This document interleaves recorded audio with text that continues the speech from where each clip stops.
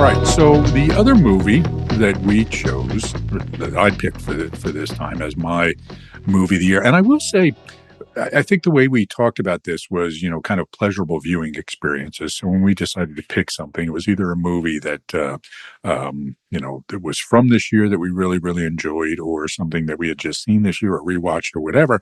Um, and I got to say, I don't know if it's just because I don't get to the movies as much anymore that I haven't seen as many new movies, and as many 2024 movies that really, really grabbed me. Um, when I watched American Fiction, I just loved it. I just absolutely loved it and thought to myself, this is the kind of movie that they don't really make much anymore, right? It's not a low budget movie, right? I mean, it's I think it was the director's first movie, but it did have quite a few, not huge, not big stars, but known people, right? People that you recognize. There was the wife from Blackish. I'm drawing a blank on her name, but she's also Diana Ross's Tracy daughter. Ellis Ross. There you go, right? Who's excellent. Probably kind of a Sevenish character, keeping on that theme. Starring Jeffrey Wright, who this movie just reminded me of what an incredible actor he was.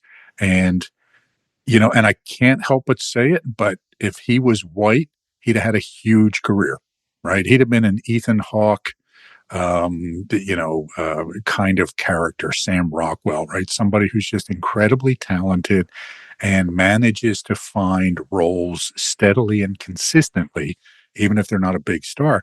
But Jeffrey Wright's a guy, I first saw him in Basquiat years ago, in which he is amazing. And, since, I recommended a double feature with Honora and the Florida Project, I'll recommend Basquiat and American Fiction as a double feature, just to see the range of Jeffrey Wright over the course of his career. Right. But the poor guy, he's been making, James Bond movies, as kind of Felix, the American CIA guy. So never really had the career that I thought he should have. But this was a wonderful vehicle for him, I thought. Yeah, you don't see him in lead roles too often. He's usually playing supporting roles. Right. And, yeah, this movie showed he deserves lead roles as much as any A-list actor. Yes. So I'll tell you what. I'll give a quick description here of the movie American Fiction.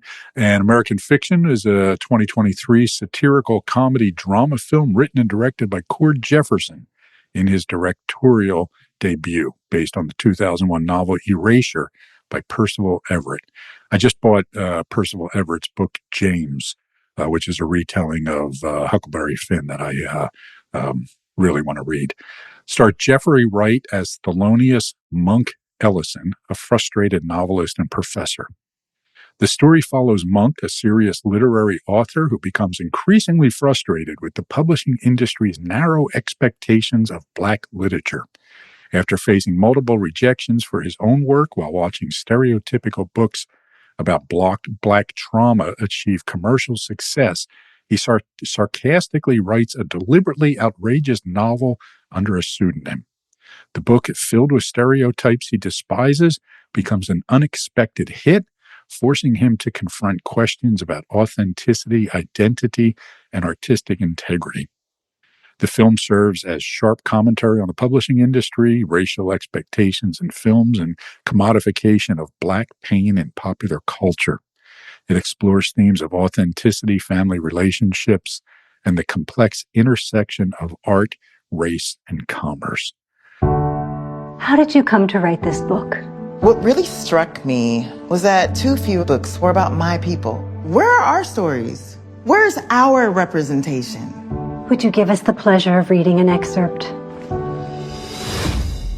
Yo, Sharonda, girl, you be pregnant again? If I is, Ray Ray is gonna be a real father this time around. Thank you.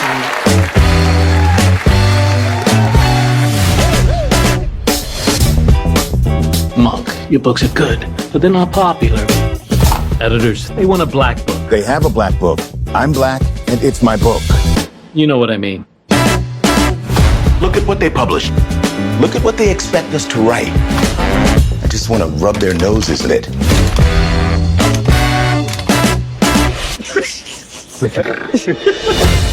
I'd be standing outside in the night. Deadbeat dads, rappers, crack. You said you wanted black stuff. That's black, right? I see what you're doing. We sold your book. No. We believe Mr. Lee has written a bestseller. It's a joke. The most lucrative joke you've ever told. Now, is Stagg a pseudonym? Yeah. Mr. Lee can't use his real name. Is this based on your actual life? Yeah, you think some bitch-ass college boy can come up with that shit? No, I don't. Can I ask what you were in for? Was it murder? You said that, not me. They ran 300,000 copies. Your books change people's lives. They're offering $4 million for the movie rights. Yes! The dumber I behave, the richer I get. This has gone too far. Stagg R. Lee is still on the run from authorities. You haven't done anything. It's not like they can arrest you. Wish I could go back to not selling books. Is it bad to cater to people's tastes? People want to love you, Monk. You should let them love all of you. There's already so much buzz because of the movie deal. Michael B. Jordan is circulating. We want to put him on the cover in one of those scarves, I guess you would call them, tied around his head. A do-rag? Do-rag, that's it. Do-rag and a tank top with the muscles showing. Somebody call the fire department.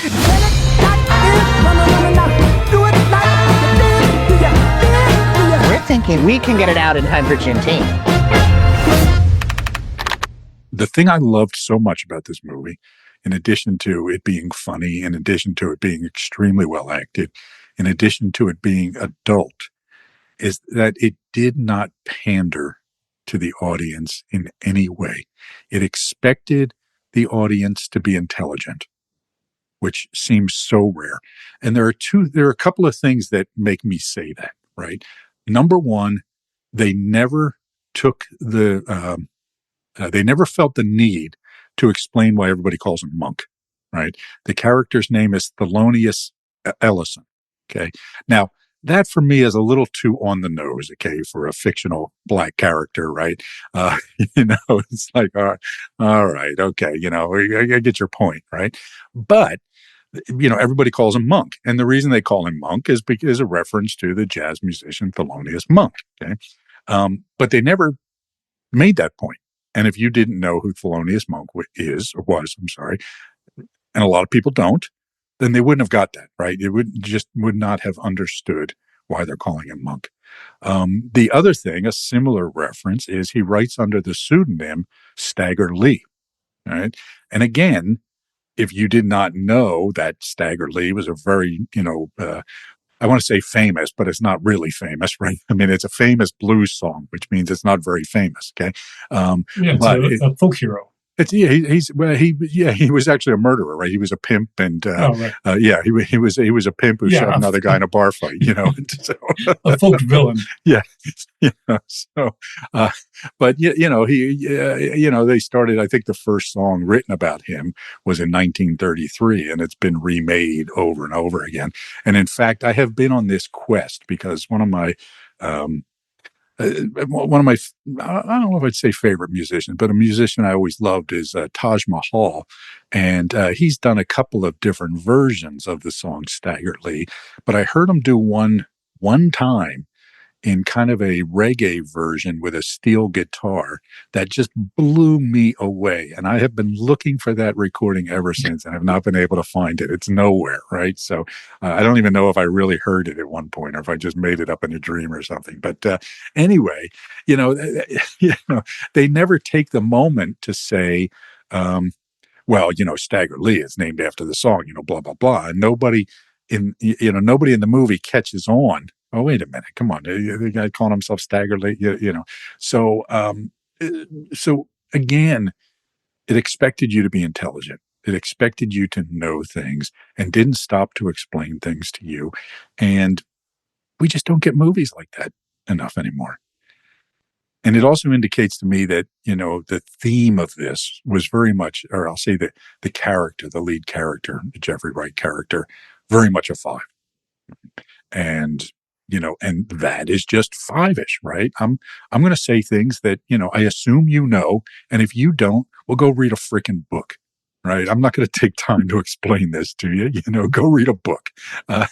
You know, so, uh, so I just love how throughout the movie, again, on display was this theme of striving to feel detached, right? Which is what we, call the Type 5. He moved across the country to get away from his family because of just, all the drama. He's emotionally detached. And he was the favorite son. They mentioned Yes. that. He was his father's favorite of his three children.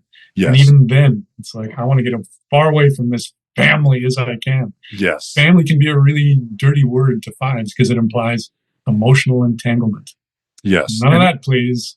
Yes. And the only reason he goes back at all is because he's speaking at a conference in Boston where his family lives. So he stops to see them. And his sister dies of a heart attack there.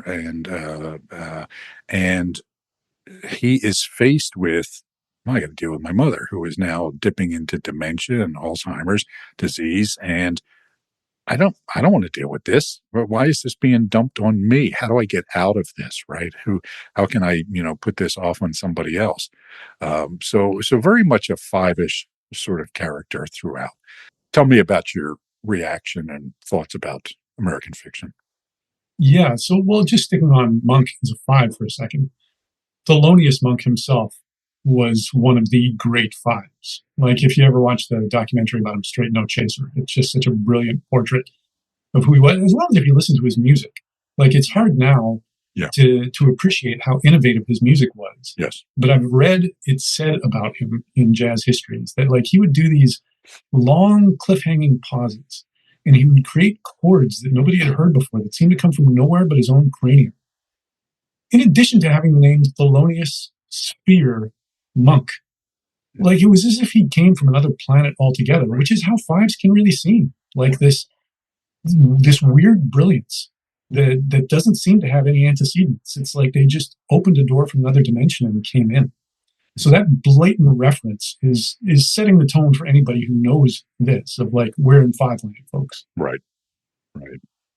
Monk, the character, is extremely intelligent, and that's part of his problem as a character. That's part of what gets him in trouble, is that he aims high with his fiction, as you described. He assumes people have taste and intelligence, and he's got a number of successfully published books, and his new one isn't selling. Why? Because it's about ancient Persia.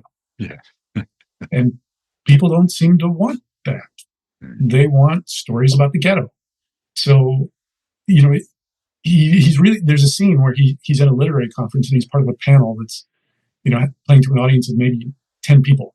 Yeah. And it turns out that they're up against this new star author, Santara Golden, played by Issa Rae, whose novel is called Weeze Lives in the Ghetto. And her interview is happening to hundreds of people.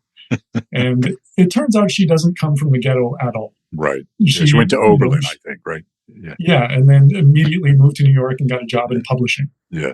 It's like, she's not writing about her own world that she's coming from, but later, when confronted about it, she defends her right to attune herself to what the public wants and give them that.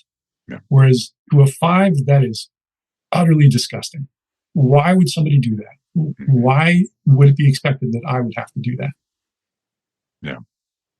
So he's not interested in reaching a wide audience.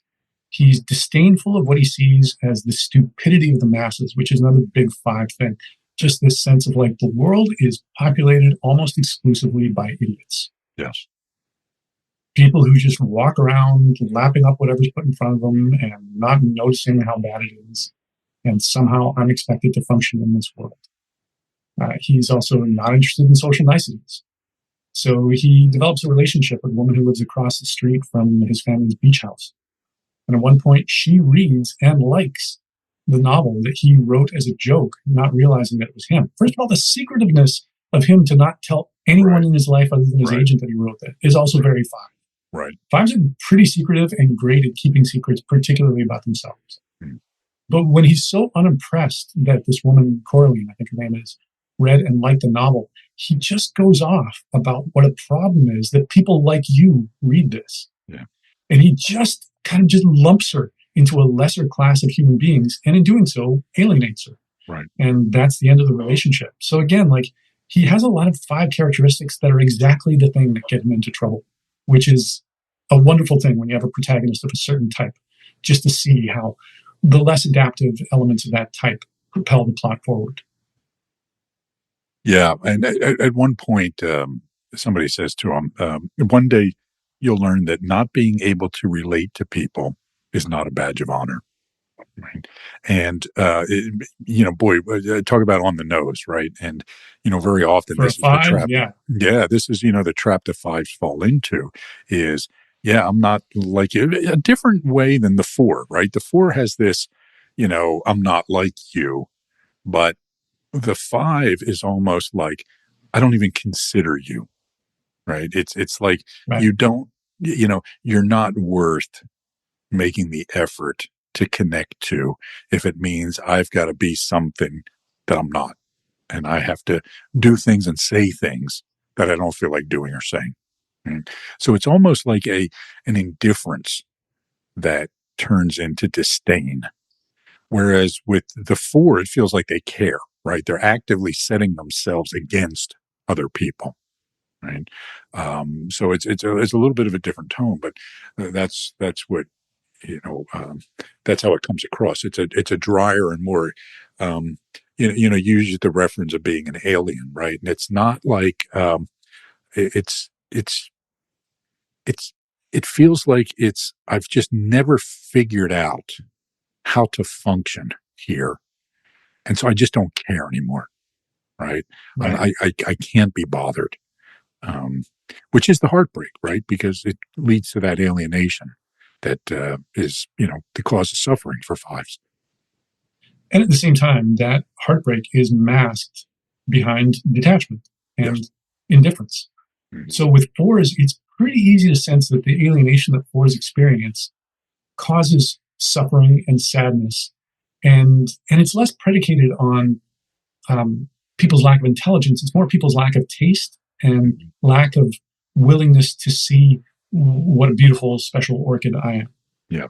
Whereas with 5s, as you said, it's more dismissive of like, I don't relate to this world. I have no interest in being part of it. Yeah. End of story. And you can see those moments, and there's this wonderful moment that you referred to already when he insults her and she lets him know. And and you can see him processing, I did it again. And you can see him wrestling with the knowledge that he screwed up, like he probably had done many times before, right? They make references, for example, to him having previous relationships, but it's never really talked about all that much. So you just know that he has a history of relationships that don't work out. And probably for that very same reason, right? In that scene over dinner, you can see him, it felt to me that he was reliving all those other times that he had done the same thing, right? But just didn't know how to get out of it. And we see a version of that at the very top of the movie when he's teaching. So he's a university English professor, or maybe creative writing, or maybe both. And he's utterly insensitive Right. to his students, and that gets him put on leave. Right.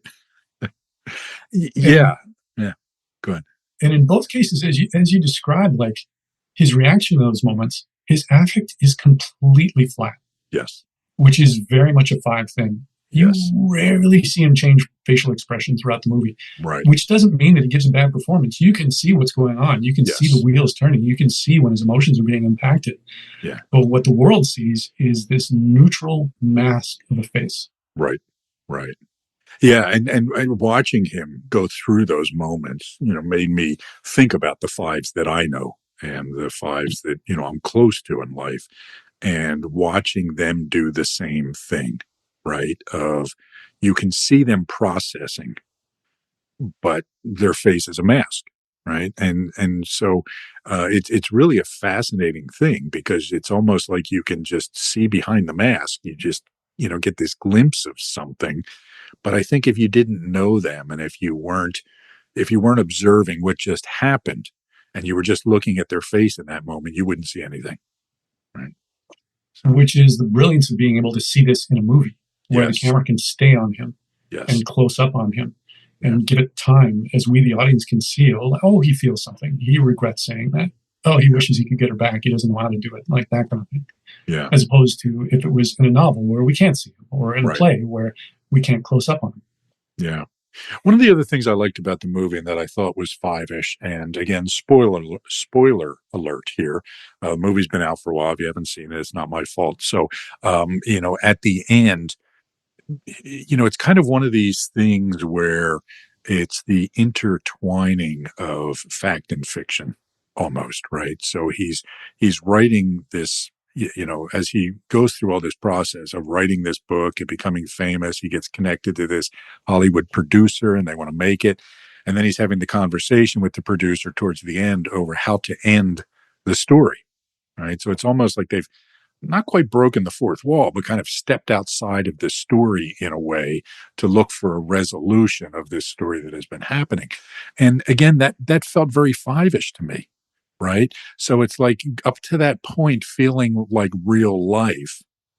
And then you get this sense that, well, wait a minute, this is all kind of a creation that I'm observing and creating in my head, and I'm living it and not living it at the same time, right? Which again, just very, very five-ish. I'm here, I'm engaged, I'm talking to you, and it's like I'm creating this in my head in some way. I'm also observing. Yes. Yes. Yeah. And the director deliberately, and I don't know if this is consistent in the novel, which I really want to read now. I've never read Percival Everett at all, and now especially with all the buzz that his novel James has received, I'm pretty eager to check out his body of work and see if it's five-ish in general. But so I don't know if this is consistent in the novel, but in the movie, they deliberately deny us the truth of what the character's situation is at the very end. Right. Did he explode the fiction that Staggar Lee is a fugitive rather than a guy with a doctorate who comes from, a family where all three siblings have doctorates? Right. Like, did he divulge himself to the public? Was there a scandal? Like, was the prize taken away? Did the novel sales tank? Did he get back together with Coraline? Like we don't get that kind of like, okay, here's the fictional versions of what might happen, what might give the public what they want cynically. And then we get to find out what really happened. It just ends with the fictional version. Right. Which is basically reminding you as an audience of like, this is a created story. This is not a real person. Yeah. And an experience I had watching this for the second time, because I first saw it, I don't know, in February, because it was one of the big Oscar nominees last year, and it did win one, I think, for the script. But then watching it this time, I was much more aware of the writer's manipulation of the story at work. So, as you pointed out, Thelonious is a pretty on-the-nose name for a main character, much less than to have people call him Monk, and for his last name to be Ellison, which is also the last name of Ralph Ellison, a great Black writer. Right. So it's very much not just a wink. It's kind of a bonk on the head of like, boom, this is how it works, right? This is what people want in a novel, right? Right? Because this is a novel. This is not real. Right. As well as all of the things that happen of like, okay, let's engineer a situation so that he's on leave. And let's engineer a situation so we have to go back to Boston where his family's from. And let's take his sister out of the picture. And let's have his mother's dementia worsen to the point that now he needs to put her in care and he can't afford it. So he has to accept the success of this prank novel that he wrote, even though it's abhorrent to him. And all of these things, like it was just like the mechanics of it being an engineered story were a lot more visible to me the second time. And because the ending, I think that was very deliberate, which is also very five. Yeah. Yeah. You make a point, a good point there about the name. And again, like you said, it was really on the nose. And I would agree. It's not just on the nose. It's a bunk on the head. It's almost as if you named a Western actor Clint Wayne or something, right? It's like, come on, man, it's almost like a hack move. Right. So it had to be kind of a conscious decision. And what does, again, it's very meta, right? Because it's making a statement in that. And one of the things I really also enjoyed about the movie and again, I'm very sensitive to, two white guys talking about race here, but it did not preach about race. It addressed race, but in the way that it must be to live the issues of race when you're black. That, it's there all the time. There's nuances, there's subtleties in ways that I certainly don't have to think about, don't have to deal with, etc. But it wasn't on a soapbox necessarily, even though he was kind of railing against the, the desire to pander to stereotypes and create false authenticity by setting characters in the hood who are who are absentee fathers and people shooting each other and all these sort of things. It still didn't feel like it was lecturing anybody. And I just really, really appreciated that. And again, very Five-ish, right? It's, I'm just going to describe what's happening here. I'm not going to moralize about it necessarily. I'm going to let you come to your own conclusions by watching what's happening here, right? So, and I'm going to trust that you're smart enough to come to those conclusions. Yes. I'm going to demand it. Yes, and to realize that there's the whole gamut of experience here, right, that we're talking about. And even, at the very end, where, he gets in the car and there's that actor sitting on the bench dressed in character as, an enslaved person. I mean, it made me ties back to the, the Percival Everett thing, with Jim. I don't know if that, came before the book or whatever, but that's what kind of popped into my head. So again, it's like, okay, I'm just going to set this image here and I'm going to let you make of it what you will. All right. Which again is what, I don't know, a thoughtful, respectful of its audience movie does. So I'm a big movie fan. for grown-ups. Yes. Yeah. And just to add to that, a couple years ago, you and I did an episode about Spike Lee's movies. And something that I got out of watching the movies we discussed and a bunch of other movies of his that I've never seen or was rewatching after many years is that if there's any consistent theme I get from Spike Lee's body of work, it's that there are all kinds of black people. Yeah. And certainly before Spike Lee was making movies, the black people that you would see in the movies fell into one of maybe two or three categories max. Right. And the implication was, and that's what black people are, folks. Right. Whereas in Spike Lee's movies, a black person might be conservative, they might be liberal, they might be rich, they might be poor, they might be a musician, they might be a writer, they might be a car dealer, like all over the place. Yeah. They have all kinds of jobs, they have all kinds of levels of education, they have all kinds of body types and priorities and such. And that, even though we don't see that same gamut in American fiction, that was Monk's same point. Right. So he rails against, and the term is used once, and I've heard it otherwise, trauma porn. What really galls him about the success of this entire Golden's novel, We's Bees Living in the Ghetto, is that he said it flattens us. It makes us seem like we're all one thing, especially when works like that are praised for being important. Right. And, there's just such sincere support for this from earnest white people, as well as from some black people. Right. But just this sense of these are voices that we haven't heard before. And his point is well, I don't deny that some people live like that is their truth and that those stories need to be heard, but that's not all of us. Right. And there are black people with PhDs who have passionate opinions about ancient Persia and might want to write a book about it. And shouldn't there be room for that too? Yeah. His siblings, his sister is an anesthesiologist and his brother is a plastic surgeon who recently came out as gay.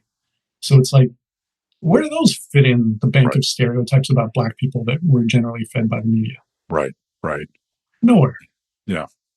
Also a huge range in skin color in the siblings, which I couldn't help but notice. Right. I was like, wow, that, you've got the whole range here. So, agreed. It really portrayed that. It was funny. I had, after I watched this, I recommended it to a black friend of mine. And as he was watching it, he's sending me text messages, and he gets to the title of the book. What was the title of the book that she wrote again? Weaseby's living in the ghetto. Yeah, and he he said lives in the ghetto. he sent me that and the message, with these crying emojis, and he says, "This is just killing me. This is awesome." I mean, just how absurd it was, So anyway, yes, one size does not fit all in any good art, I think, and in real life for sure. All right, good. Anything else about American fiction that we haven't talked about, TJ? Yeah, one thing that popped for me, I found an overall three-ish vibe. It was like fives looking at the world of threes, and that it really explores what will people do to succeed.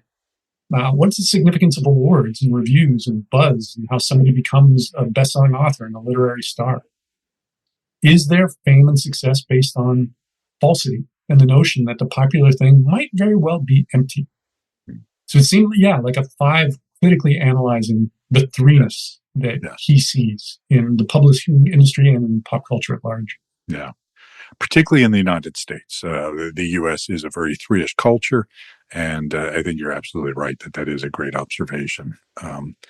The other one thing I'll point out is that Leslie Uggams, who plays his mother, is a very nice one-ish character, I think. That's kind of on display. And it just dawned on me that she was also in Deadpool, or she's also in Deadpool, where she plays a very, very different character. So again, showing the range of Leslie Uggams in the movies. Yeah, a great performance. And you're right, very different from what I've seen him do otherwise. Yeah. All right, good. All right, so that I think that kind of wraps us up. So really, really good picks, really enjoyable, grown-up, challenging, interesting movie choices for this episode. I really encourage people to go out and watch these two movies and the other movies that we referenced. You will find it time very well spent. And the next time we talk, which will be soon, we're going to be talking about our TV picks from the year. And I think we'll hold that. We'll surprise people with what they are. All right. This was fun, TJ. Till next time. Thank you so much. Always fun.